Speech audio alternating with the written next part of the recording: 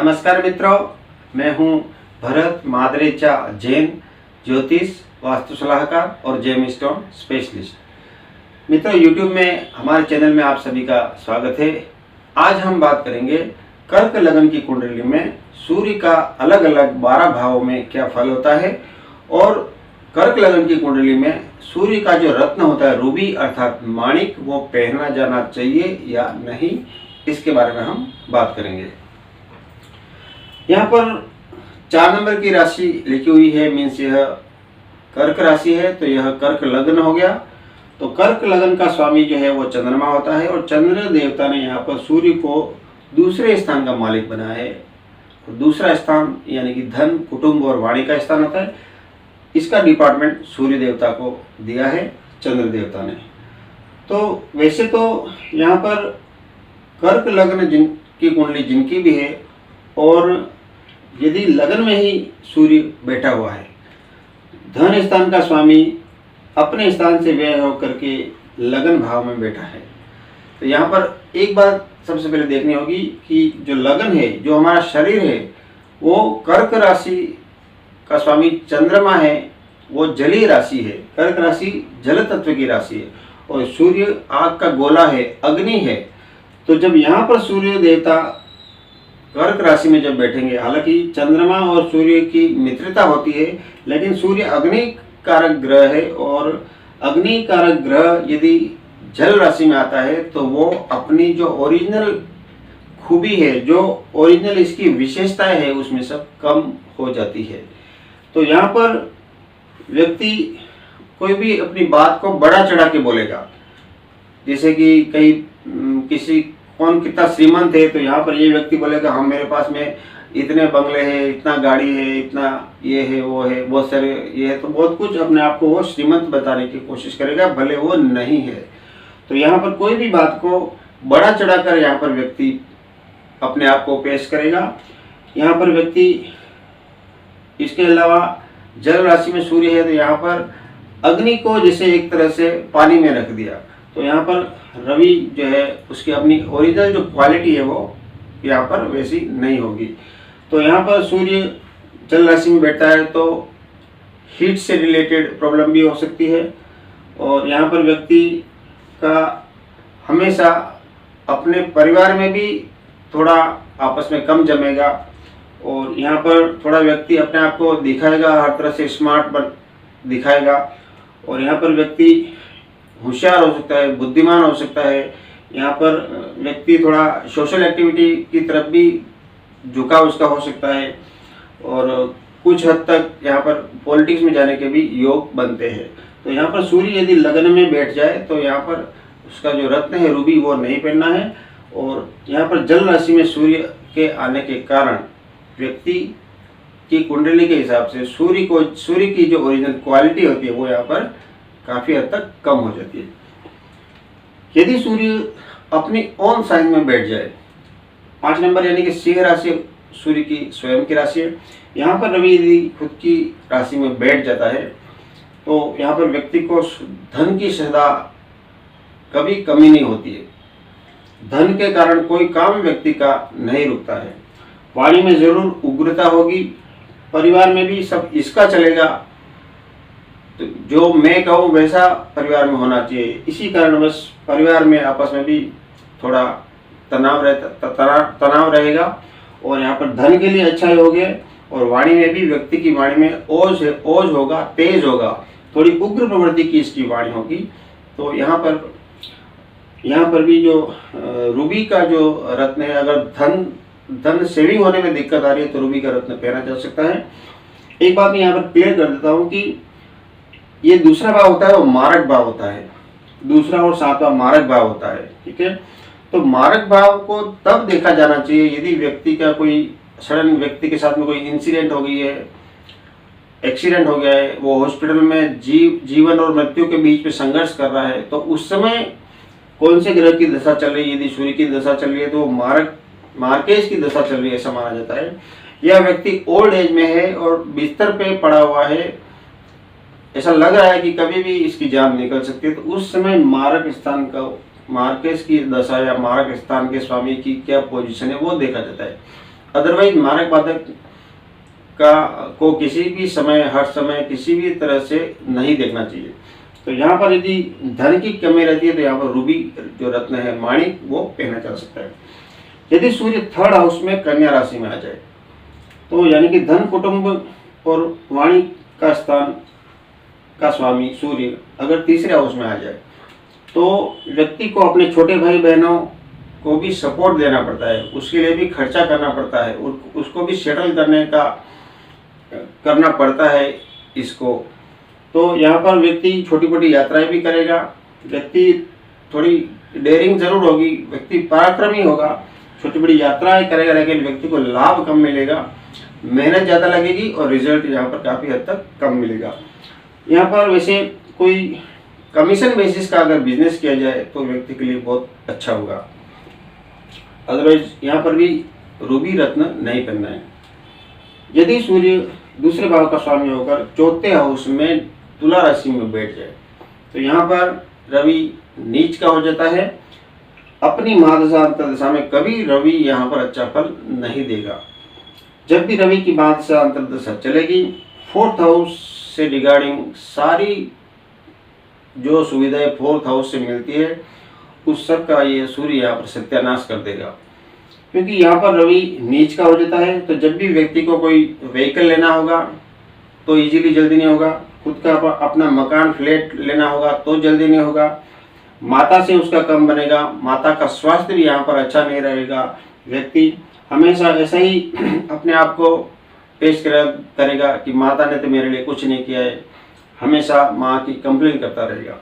तो यहाँ पर रूबी रत्न माणिक नहीं पहनना है। तो फोर्थ हाउस से रिगार्डिंग यहाँ पर फोर्थ हाउस से रिगार्डिंग जो भी हमें जो देखते हैं फोर्थ हाउस से, उस सारी सुख सुविधाओं का यहाँ पर सूर्य नाश करेगा।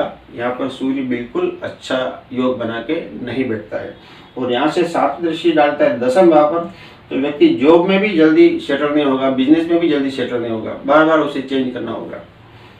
यदि सूर्य पंचम भाव में वृश्चिक राशि में आ जाए, ये भी जल राशि है लेकिन वृश्चिक राशि का स्वामी मंगल होता है। अब सूर्य और मंगल मित्र ग्रह होते हैं तो यहाँ पर संतान प्राप्ति का योग, पुत्र प्राप्ति का योग जरूर बन जाता है, लेकिन संतान से यहाँ पर नहीं बनेगा। संतान पढ़ने में जरूर होशियार होगी। अगर व्यक्ति साइंस से रिलेटेड कोई काम करे, इंजीनियरिंग से रिलेटेड कोई काम करे तो व्यक्ति को यहाँ पर बहुत अच्छा लाभ होगा। उसकी संतान को भी यहाँ पर साइंस सब्जेक्ट दिलाना चाहिए, उसमें इंजीनियरिंग के क्षेत्र में जा सकता है, तो उसके लिए ऐसा योग बहुत अच्छा होता है। धनेश का पंचम भाव में जाना, और यहाँ पर यदि पंचम भाव का स्वामी और 11वें हाउस का स्वामी का आपस में कोई संबंध हो और इन संबंधों के बीच में राहु का भी यदि कोई संबंध आ जाता है तो व्यक्ति को शेयर बाजार, लॉटरी, सट्टा इत्यादि से कई बार जीवन में बहुत अच्छा पैसा वो मिलता है। अच्छा पैसा, सडन गेन बोलते हैं उसको, सडन गेन। शेयर का भाव जैसे 200 रुपये है, 200 रुपये में खरीदा तो उसको 10 दिन में ही उसका 200 का 250 का भाव हो जाएगा या 300 का भाव हो जाएगा। तो शॉर्ट टाइम में ज़्यादा पैसा कमाने का योग ऐसी स्थिति में बन जाता है। लेकिन यहाँ पर ज़्यादा लालच नहीं करना चाहिए। जो भी व्यक्ति की कुंडली में ये योग है उस समय थोड़ा धैर्य रखने की ज़रूरत है। ऐसा नहीं कि एनी टाइम हर समय लाभ ही होगा, कई बार हानि भी होगी, लेकिन सडन गेन की यहाँ पर बहुत ज़्यादा पॉसिबिलिटी बन जाती है। कब? जब 11वें हाउस का स्वामी शुक्र और पंचम हाउस का स्वामी मंगल के साथ में राहु का भी यदि कहीं कहीं दृष्टि योग बन जाए तो यहाँ पर सडन गेन के योग बन जाते हैं। यदि सूर्य 6th हाउस में धनु राशि में आ जाए, धनु राशि उसकी मित्र राशि है जिसका स्वामी गुरु है। धन स्थान का स्वामी 6th हाउस में यदि आ जाए तो व्यक्ति को पैसे के लेन देन में बहुत ध्यान रखना चाहिए। एक तो यहाँ पर व्यक्ति को कर्जा ज़्यादा नहीं लेना चाहिए। यदि ये स्थिति में कर्जा लिया तो व्यक्ति कर्जा कभी जल्दी पूरा खत्म कर ही नहीं पाएगा। और यहाँ पे सूर्य का यहाँ पर आना यानी कि व्यक्ति की जो रोग प्रतिरोधक क्षमता है वो भी कम हो जाती है। और यहाँ पर सूर्य का आना मीन्स यहाँ पर रोग, ऋण, शत्रु तो देगा ही, लेकिन स्पेशली यहाँ पर सूर्य का आना तो कोई कोर्ट केस, लिटिगेशन, मुकदमा इत्यादि से भी व्यक्ति को जूझना पड़ेगा। तो यहाँ पर सूर्य यहाँ पर बैठने से सदैव धन की व्यक्ति को कमी रहेगी। वो कई सारे काम करेगा, कुछ ये कर लिया, कुछ वो कर लिया, कुछ इधर से कर लिया, कुछ उधर से कर लिया, लेकिन व्यक्ति को प्रॉपर धन सेविंग नहीं होगी और कई जगह व्यक्ति को धन का नुकसान भी होगा। और यहाँ पर ऐसी स्थिति में व्यक्ति को बिजनेस नहीं करना चाहिए, वो कोई अच्छा जॉब देख ले और जॉब के माध्यम से ही व्यक्ति आगे बढ़ सकता है। यदि सूर्य सप्तम भाव में मकर राशि में आ जाए, मकर राशि का स्वामी है शनि, तो सूर्य का शनि के घर में जाना ये अच्छा योग नहीं माना जाता और ये वैवाहिक लाइफ के लिए अच्छा नहीं है और पार्टनरशिप बिजनेस के लिए भी अच्छा नहीं है, क्योंकि सूर्य उजाला है, सूर्य उजाला है तो शनि यहाँ पर अंधेरा है। तो शनि के घर में चला गया, अंधेरे में चला गया सूर्य, तो यहाँ पर सूर्य अच्छा फल नहीं देगा। पर अपनी पत्नी से या पति से मनमुटाव रहेगा, दोनों के विचारों में बहुत फर्क होगा। पार्टनरशिप बिजनेस भी यहाँ पर नहीं करना चाहिए, तो यहाँ पर भी रूबी रत्न नहीं पहनना है। यदि धनेश सूर्य अष्टम भाव में शनि के घर में आ गया, यहाँ पर भी शनि का ही घर है, यहाँ पर भी सूर्य बिल्कुल अच्छा फल नहीं देगा। धन की सदैव दिक्कत रहेगी, परिवार में भी आपस में उसे व्यक्ति को प्रॉपर सम्मान नहीं मिलेगा, परिवार में व्यक्ति को स्वयं को इसको इग्नोर किया जाएगा, कई जगह इसका बदनामी भी हो सकती है, समाज में बदनामी हो सकती है, सोसाइटी में बदनामी हो सकती है और पैसे के लेन देन में भी हमेशा व्यक्ति प्रॉब्लम में रहेगा, धन की सदैव दिक्कत रहेगी, कमी रहेगी। हाँ, सूर्य यहाँ आने से यहाँ पर यदि व्यक्ति कोई रिसर्च के क्षेत्र से जुड़ा है तो यहाँ पर उसके लिए ये योग अच्छा है। या यहाँ पर सूर्य पड़ा हुआ है तो एस्ट्रोलॉजी सीखना है, ऑकल्ट साइंस सीखना है या कुछ तंत्र मंत्र जैसा कुछ सीखना है तो उसके लिए यहाँ पर एक अच्छा योग बन जाता है। अदरवाइज सूर्य की महादशा अंतर्दशा यहाँ पर बिल्कुल अच्छा फल नहीं दे सकता है। व्यक्ति का पैसा कई जगह अटक सकता है और व्यक्ति की बदनामी भी हो सकती है। यदि सूर्य नवम हाउस में मीन राशि में आ जाए, सूर्य का मीन राशि में आना, ये भी अपने मित्र के घर में जाना है, लेकिन ये भी जल राशि है और ये सूर्य जो है वो उसकी जो राशि है सिंह, वो अग्नि वाली राशि है। तो यहाँ पर सूर्य आने पर व्यक्ति धर्म को मानेगा, दान धर्म करेगा, बड़ी यात्राएं करेगा, विदेश यात्रा भी करेगा और पिता से भी यहाँ पर अच्छा बनेगा और यहाँ पर लक भी साथ देगा। तो यहाँ पर रवि अच्छा फल देगा, जो धन के लिए भी अच्छा होगा और ओवरऑल यहाँ पर लक भी उसका साथ देगा। यदि दूसरे भाव का स्वामी दसम हाउस में मेष राशि में बैठ जाए तो यहाँ पर रवि मेष राशि में उच्च का हो जाता है और यहाँ पर दिशा बल भी रवि को मिल जाता है। तो यहाँ पर व्यक्ति को अपनी सोसाइटी में, अपने समाज में बहुत अच्छा मान सम्मान मिलेगा। व्यक्ति अपने मेहनत के बलबूते पर अपने बिजनेस को बहुत आगे लेके जाएगा। यदि सरकारी नौकरी में है तो यहाँ पर प्रमोशन के योग पक्के बन जाते हैं। तो यहाँ पर व्यक्ति को थोड़ा ईगो अहंकार हो सकता है, लेकिन यहाँ पर व्यक्ति अगर पॉलिटिक्स में मौका मिले तो भी ज़रूर जाना चाहिए। पॉलिटिक्स के माध्यम से भी व्यक्ति अचानक एमएलए एमपी बन सकता है। तो ये रवि यहाँ पर दसम भाव के हिसाब से बहुत ही अच्छा फल देगा। यदि सूर्य 11वें हाउस में शुक्र के घर में चला जाए, धनेश का लाभ स्थान में जाना या लाभ स्थान का स्वामी धन भाव में आना एक बहुत अच्छा योग है पैसों की दृष्टि से। तो यहाँ पर धन की कभी दिक्कत नहीं होगी, लेकिन यहाँ पर सूर्य के आने से बड़े भाई से कुछ मनमुटाव रहेगा। मित्र जो होंगे इस व्यक्ति के वो भी बड़े ओहदे वाले या बड़े घराने वाले होंगे, किसी पॉलिटिशियन से अच्छे मित्र होंगे या कोई अच्छा पैसे वाला श्रीमंत है तो उससे उसकी दोस्ती होगी। तो यहाँ पर जो फ्रेंडशिप कर्क लगन वाली जिनकी भी कुंडली है उसकी फ्रेंडशिप, यहाँ पर जब फ्रेंडशिप देखते हैं तो यहाँ पर यदि सूर्य है तो बड़े लोगों के बेटा बेटी से उसकी दोस्ती होगी या बड़े लोगों से मित्रता होगी, उनके माध्यम से उसको लाभ भी मिलेगा।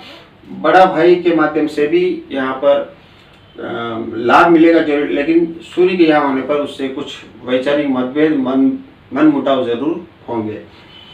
तो यहाँ पर ऐसा देखा जाए शुक्र की भी यहाँ पर अगर शुभ राशि का शुक्र भी बैठ जाए और सूर्य भी यहाँ हो और शुक्र यदि अस्त है तो यहाँ पर रूबी नहीं पहनना है। शुक्र यदि अस्त नहीं है, 10 से 12 डिग्री 13 डिग्री अगर गैप है तो यहाँ पर रूबी पहना जा सकता है। और शुक्र की प्लेसमेंट भी अगर कहीं कुंडली में सही है तो यहाँ पर या तो डायमंड पहना जा सकता है, या फिर डायमंड थोड़ा महंगा आता है तो उसकी जगह पर ओपल स्टोन पहना जा सकता है, या फिर जर्कन डायमंड पहना जा सकता है। यदि सूर्य धनेश होकर यानी कि दूसरे भाव का स्वामी होकर के यदि 12th हाउस में चला जाए, धन कुटुंब वाणी का स्थान यदि 12वें घर में चला गया, तो व्यक्ति को हमेशा परिवार के लिए खर्चा इतना करना पड़ेगा कि व्यक्ति का यदि 10,000 इनकम है तो सामने 15,000 20,000 के खर्चे एडवांस खड़े रहेंगे। व्यक्ति जिंदगी भर काफ़ी मेहनत करेगा लेकिन पैसों की सेविंग नहीं होगी। जो सेविंग करके रखी होगी वो भी ऐसे ऐसे कुछ काम आ जाएंगे। कभी बीमारी में पैसे चले गए तो कभी यहाँ पर सूर्य आने की वजह से कोर्ट केस, पुलिस मुकदमाबाजी भी यहाँ पर हो सकता है। व्यक्ति को अपने परिवार के लिए भी काफ़ी खर्च करना पड़ेगा। व्यक्ति की हेल्थ भी यहाँ पर अच्छी नहीं रहेगी। तो व्यय स्थान में जाना, बिल्कुल सूर्य का व्यय स्थान में जाना यहाँ पर अच्छा नहीं माना जाता है। हमेशा खर्चे बने रहेंगे, टेंशन बना रहेगा, मेंटल पीस सदा डिस्टर्ब रहेगी। हाँ, यदि यहाँ ऐसा ज़रूर हो सकता है कि यहाँ का स्वामी यदि यहाँ बैठता है तो एक योग जरूर बनता है कि अपना बच्चा किसी रिलेटिव के घर चला जाए, मामा के घर, मामी के घर, बुआ के घर, और वहाँ पर रख करके वो पढ़ाई कर सकता है, ऐसा योग बन सकता है। या फिर दूसरा उसका स्वामी सूर्य इधर है और साथ में चौथे हाउस का भी स्वामी यदि इधर आ जाए तो यहाँ पर ये हो सकता है कि व्यक्ति अपने देश प्रदेश को छोड़ करके दूसरे देश में एजुकेशन के लिए जा सकता है। और यहाँ पर फोर्थ हाउस का भी स्वामी इधर है तो हो सकता है वो यहाँ फॉरेन में ही सेटल हो सकता है। ये एक अच्छा योग जरूर है। अदरवाइज सूर्य का 12th हाउस में जाना, टोटल मेंटल पीस डिस्टर्ब करना, कोर्ट केस, मुकदमा, पुलिस इत्यादि का कोई मैटर हो जाना, उसमें उलझे रहना। तो यहाँ पर विशेष ध्यान देने की बात है कि यदि इनका सूर्य किसी का भी कर्क लग्न की कुंडली में 12वें हाउस में है तो गवर्नमेंट डिपार्टमेंट के किसी व्यक्ति से उलझना नहीं चाहिए। गवर्नमेंट डिपार्टमेंट में बहुत सारी चीज़ें आ जाती है, पुलिस हो गया, कोर्ट हो गया, ये सब गवर्नमेंट डिपार्टमेंट से मैच होते हैं। तो यहाँ पर ऐसी स्थिति में यदि सूर्य यहाँ पर पड़ा हुआ है तो आपको किसी ज़्यादा झंझट में नहीं पड़ना है, नहीं तो पुलिस केस, मुकदमा, कोर्ट के आपके चक्कर बहुत सारे लगते रहेंगे। तो मित्र, आपने ये समझा कि कर्क लग्न की कुंडली में सूर्य का अलग अलग 12 भाव में क्या फल होता है और सूर्य का रत्न कब पहना जा सकता है, ये भी मैंने आपको बताया। मैं फिर से रिपीट कर देता हूँ। यदि दूसरे हाउस में रवि बैठ जाए तो यहाँ पर रूबी रत्न अर्थात माणिक पहना जा सकता है, बट कोई ग्रह साथ में हो और वो अस्त नहीं होना चाहिए। तो एक बात। दूसरी बात कि यहाँ का स्वामी यदि पंचम भाव में हो तो पंचम भाव में हो तो भी यहाँ पर रूबी पहना जा सकता है। यदि सूर्य यहाँ पर 9वें भाव में बैठा हुआ है तो यहाँ पर रूबी रत्न पहना जा सकता है। और यहाँ का स्वामी 10वें भाव में मेष राशि में उच्च का है, कोई ग्रह साथ में अगर है और वो अस्त है तो रूबी नहीं पहनना है। लेकिन और कोई दूसरा ग्रह है लेकिन वो अस्त नहीं है तो ऐसी स्थिति में रूबी पहना जा सकता है। ठीक इसी तरह से यहाँ पर सूर्य यदि बैठा हुआ है तो रेगुलर इनकम के हिसाब से कि भाई पैसा नहीं बच रहा है, सैलरी कम है, तो वैसी स्थिति में यहाँ पर रूबी पहना जा सकता है। लेकिन यहाँ का समय अगर शुक्र भी साथ में है और वो अस्त नहीं होना चाहिए तो ही रूबी पहना जा सकता है।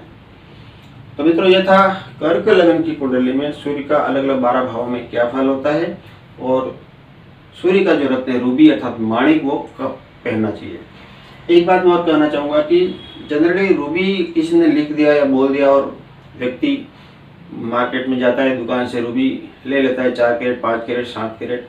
लेकिन हमेशा एक बात जो खास तौर से मैं कई वीडियो में बताया, आज फिर से बता देता हूँ कि पत्थर की कोई भी स्टोन की प्रॉपर ग्रेविटी, कितना ग्रेविटी का पहनना है उसको पहले समझना बहुत जरूरी है। आप 1 लाख रुपए का रूबी ले लो लेकिन उसकी ग्रेविटी अगर प्रॉपर नहीं है तो वो आपको रत्न फायदा नहीं देगा, कोई विशेष फायदा देगा ही नहीं, उल्टा उसमें कोई दोष आ गया तो वो आपको उल्टा और नेगेटिव इफेक्ट कर सकता है। इसके लिए जब भी आप रत्न लें आप उस प्रॉपर ग्रेविटी को जरूर समझे और ग्रेविटी चेक किए बिना न लें। और एक बात में जो रहेगी मैं फिर से कहना चाहूँगा कि कोई भी ग्रह की डिग्री वाइज बला बल स्थिति अवश्य देखें। मान लीजिए सूर्य यहाँ पर 1 डिग्री का है तो सूर्य कोई यहाँ पर बुरा कर ही नहीं पाएगा, क्योंकि उसकी क्षमता वहाँ पे ऐसी होगी भी नहीं। या सूर्य मान लीजिए यहाँ पर 29 डिग्री और 30 कलाक का है तो भी यहाँ पर सूर्य यहाँ का फल नहीं देगा। तो डिग्री वाइज कैपेबिलिटी यहाँ पर जरूर देखना चाहिए। वो स्थिति देख करके ही ये तय करना है कि वो सूर्य अपनी दशा महादशा अंतर्दशा में या गोचर भ्रमण में किस तरह से फल देगा, और कौन से भाव में सूर्य है तो रूबी का रत्न कैसे पहना जा सकता है, ये आपने समझा। तो मित्रों, आपको यदि अपनी जन्म कुंडली दिखाना है, आपको अपने घर, दुकान, मकान, फैक्ट्री, बंगलो इत्यादि का वास्तु चेक करवाना है तो आप वास्तु विजिट करवाने के लिए संपर्क कर सकते हैं। आप कुंडली कंसल्टेशन फोन पर करना चाहते हैं तो आप हमारे दिए गए नंबरों पर संपर्क कर सकते हैं। उत्तम क्वालिटी के आपको proper and genuine gem stone लेना है तो आप हमसे संपर्क कर सकते हैं। चाहे आप इंडिया के किसी भी शहर में है या वर्ल्ड के किसी भी शहर में है, कोई भी कंट्री में है, हम यहाँ से जेम स्टोन प्रॉपर बेचते हैं, तो आप उसका लाभ ले सकते हैं। तो मित्रों, आपको भी यदि हमारा वीडियो पसंद आया हो तो उसे लाइक करें, शेयर करें, सब्सक्राइब करें और साथ ही बेल आइकॉन जरूर पुश करें, ताकि जब भी हमारा नया वीडियो अपलोड होगा आप उसे सबसे पहले देख पाएंगे। तो मित्रों, आज के लिए बस इतना ही। धन्यवाद।